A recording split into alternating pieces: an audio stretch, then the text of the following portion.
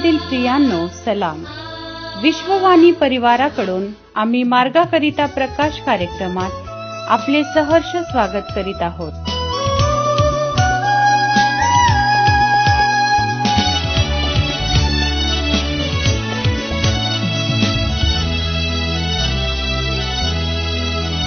हे कोण उभे सुंदर येथे, आणि ही गर्दी मोठी येथे, सकलीषु ख्रिस्तस नाभवती.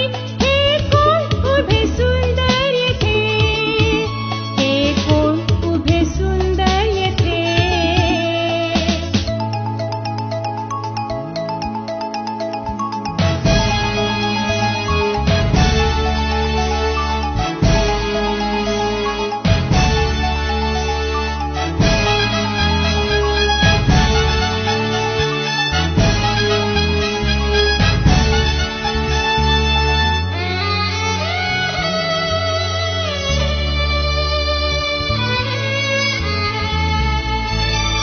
एक मोहर असो की दोन मोहरा, पाच मोहरा त्यांनी कामी आणल्या. असो लहान किंवा असो मोठे, काम जे दिले ते पूर्ण केले.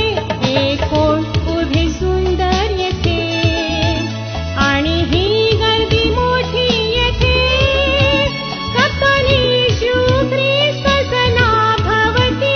हे कोण उभे सुंदर येथे, हे कोण उभे सुंदर येथे.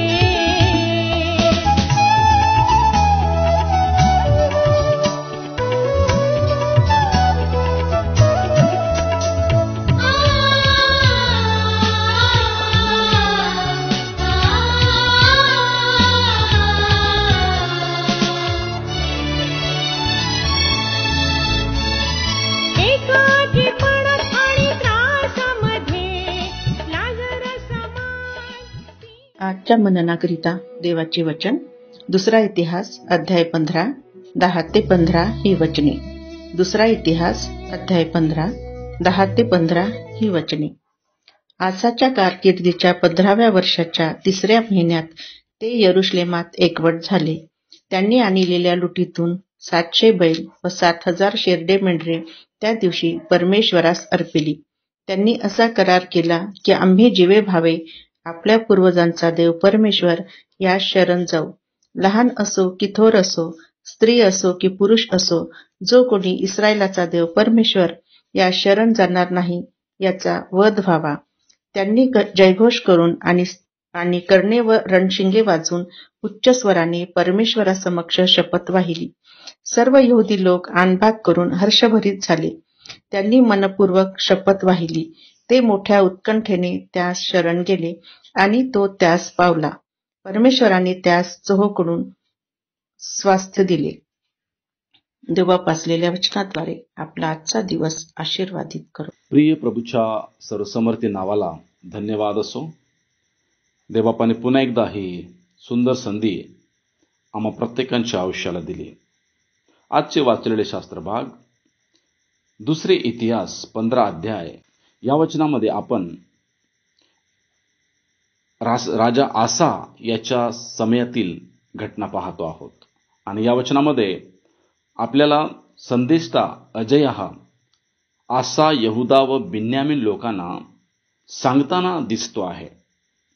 देवाकडून आलेली वाणी तो या आसा राजा यहुदा व बिन्यामीन लोकांना सांगतो आहे की तो म्हणतो, जोवर तुम्ही त्याबरोबर राहाल तोवर तो तुम्हाबरोबर असेल, व तुम्ही त्यापासून दूर व्हाल तर तो तुम्हाला सोडून देईल. कारण त्यावेळेला नियमशास्त्र नव्हते व त्याबरोबरच शिकवणारे कोणी याजक नव्हते. परंतु आज आपण पाहतो की नियमशास्त्रही आमच्याकडे आहे व शिकवणारे याजकही आहेत. काय आपण शिकून आपलं मन देवाकडे वळवलेलं आहे का? काय देवाचं नियमशास्त्र आपण पाळलेलं आहे का? परंतु आपल्याला वचन 8 मध्ये दिसते, आसाने भविष्यवक्त्याचं संदेष्टाच्या गोष्टी ऐकल्या व आसाने काय केलं, पण आसा ते ऐकून सर्व अयोग्य वस्तू काढून टाकल्या, असं वचन 8 मध्ये आपल्याला पाहायला मिळते. व एक निर्णय घेतला. आसाने आपल्या सर्व लोकांसमवेत एक निर्णय घेतला की आम्ही आमच्या पूर्वजांच्या देवाची जीवे भावे भक्ती करणार. संदेष्टाची वाणी ऐकली आणि ते ऐकून केवळ ऐकून सोडलं नाही, तर राजा आसाने या संदेष्टाने दिलेल्या त्या संदेशाला आपल्या मनात उतरवलं आणि त्यानुसार करण्याचा सर्वांसोबत एक निर्णय घेतला. आणि तो म्हणतो की आम्ही आमच्या पूर्वजाच्या देवाची जीवे भावे भक्ती करणार. काय माझे प्रणव, देवाचं वचन आपल्याला कित्येकदा आम्हाला सूचित करतो, कित्येकदा आम्हाला परतण्यासाठी आवाहन करतो अनेक गोष्टीपासून. काय आम्ही त्या सर्व गोष्टीपासून परत येऊन काय देवाची मनेभावी भक्ती करण्याचा निर्णय घेतो का? या ठिकाणी वचन 15 आपल्याला शिकायला मिळतंय की त्या ठिकाणी सर्व लोकांनी तसेच केले. त्या सर्व लोकांनी निर्णय जसा घेतला त्याच प्रकारे त्या सर्व लोकांनी केलं. आणि वचन सांगते की देवाने त्या सर्वांना वाचविले. जर आज देवाची वाणी ऐकून जर आम्ही आमचं मन फिरवलं, देवाची वाणी ऐकून त्यानुसार आम्ही चाललो, तर देवाचा वादा आहे आपल्यासाठी की तो आमचं रक्षण करणार, तो आम्हाला वाचविणार प्रत्येक अनिष्टापासून. काय माझे प्रणव होऊ द्या, काय आम्ही देवाची वाणी ऐकून राजा आसाप्रमाणे करतो का? काय राजा आसाप्रमाणे की त्या ठिकाणतील लोकांप्रमाणे स्वतःच्या मनाला, स्वतःच्या विचारांना आम्ही दूर करून देवाची ऐकतो का? जर ऐकतो तर माझे प्रणव, निश्चितच देवाचं वचन सांगते तो आम्हाला वाचवेल. प्रार्थना करूया.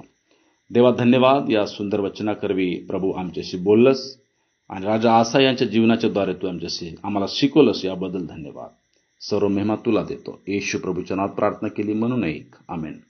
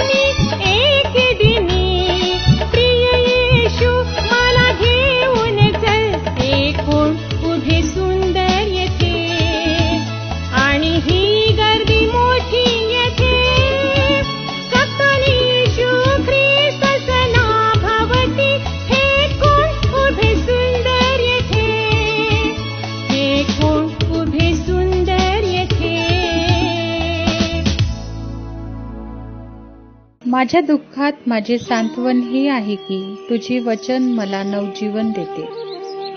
आमचा टोल फ्री नंबर 1-800-2700-333.